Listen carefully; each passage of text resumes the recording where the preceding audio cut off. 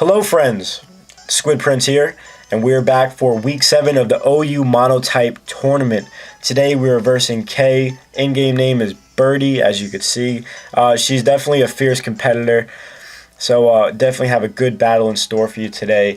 Now, before I get started, Poison typing has been knocked out of the tournament. There was a confliction in one battle. It was one man's word versus another man's word.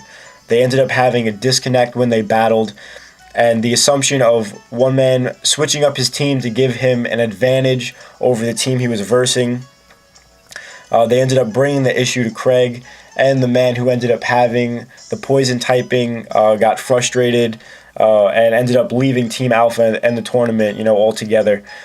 But, problems happen, and if, you're not going to sit there and resolve it, and you just leave in an angry rage, we don't have time for that anyway. So we're just going to continue on in the tournament as is. So we're actually going to lose 1 week. So instead of a 13-week process, it's going to just be 12 weeks. So we are more than halfway done now. And, we're sitting at, let's see, 1, 2, 3, 3 and 2 right now. Right? No.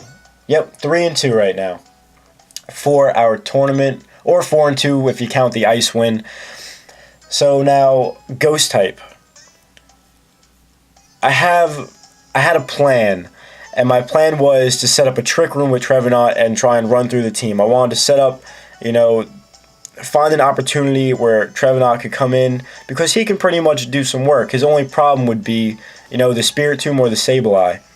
And I wouldn't really have a problem with Burn because I do carry the Lumberry with the Harvest. So that was my game plan, and I figured if he did go down with the Trick Room, I could always have Mega Abomasnow come in and do work as well.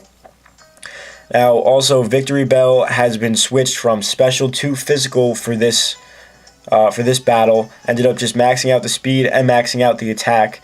Therefore, I would be able to outspeed Scarf Chandelures in the Sun, and I would also have Knockoff available to me. Even though there is no stab, but it did get the boost this gen, so I figured that would help me out a lot. I just brought Ludicolo with me because, it's just a good Pokemon, honestly. My Rotom I ended up bringing with me because Rotom's just a problem. Set up, Rain with Volt Switches and help get Ludicolo set up. And Whimsicott with the Prankster Sunny Day to help me with my Victory Bell sweeping. Now, there is one Pokemon that I really had a brain fart about. My Shift Tree would have been, absolutely excellent for me to have. But when I was putting my team together, I had Trick Room in my head. I was like, all right, these ghosts are usually quick. There's Gengar. I'm sure there's going to be a Gengar on it. I'm sure there's going to be a Chandelure. So I was thinking if I could flip the speed around, they'd be easier to deal with. So Shift Tree actually wasn't even an option in my head. And I wish I would have brought it with me because it would have made things easier. And also with the Chlorophyll boost. But let me show you how this battle ends up going down. Now, Kay being the ferocious competitor that she is, I gotta really, stay on top of my game. So she's gonna end up leading off with the Sableye. I'm gonna end up leading off with the Whimsicott. Now, what I did here was I predicted him to taunt, her to taunt me, so I ended up taunting first, when in fact it would have been much better for me just to go for the Moonblast right off the bat. Therefore, I would have got solid damage off, and then I could have scared it out as it went into, a Gengar to take the Moonblast as well. But she ends up switching out after the taunt, ends up going for the Gengar, and it barely does anything. Also gets recovery from the Black Sludge. I don't want to stay in here because I'm 4 times weak to poison, so I need to switch out.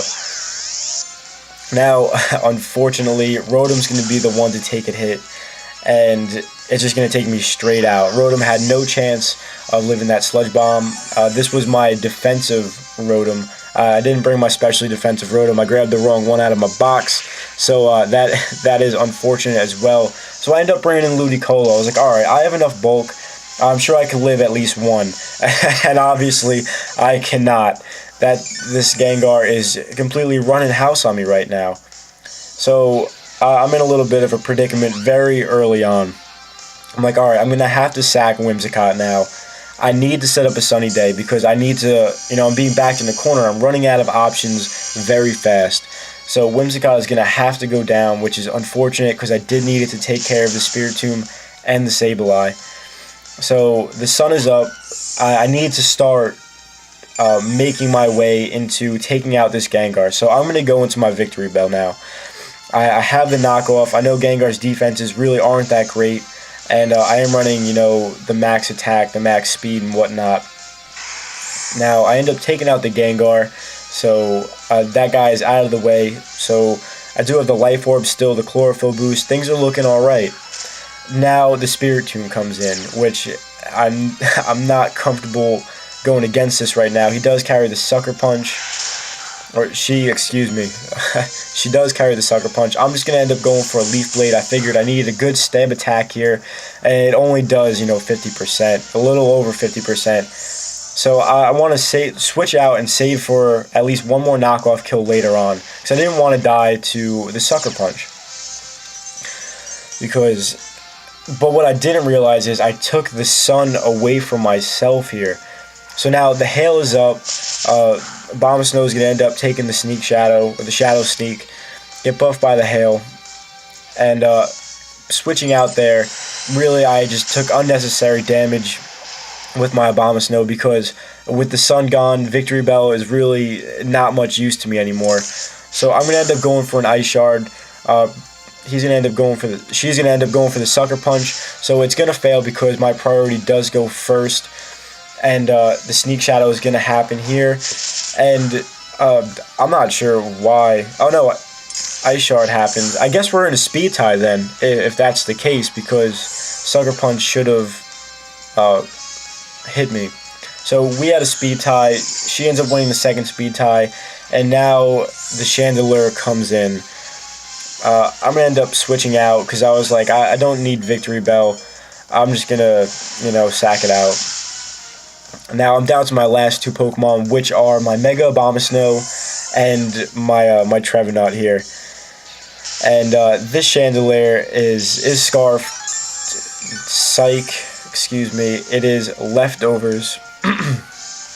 And I have nothing to outspeed it, so Kay is just going to end up flamethrowing the rest of my team, and that is going to end up being the battle.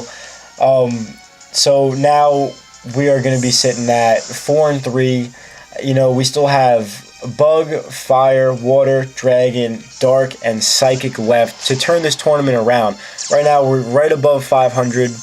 And, you know, if I'm going to prove this point, I really need to step my game up for the remainder of this tournament and prove that Grass can be up there with other types held higher, such as, you know, Bug and Fighting types and things of that nature. But as the battle ends, okay, good battle. Looking forward to versing you in our next tournament, and we'll see how that goes.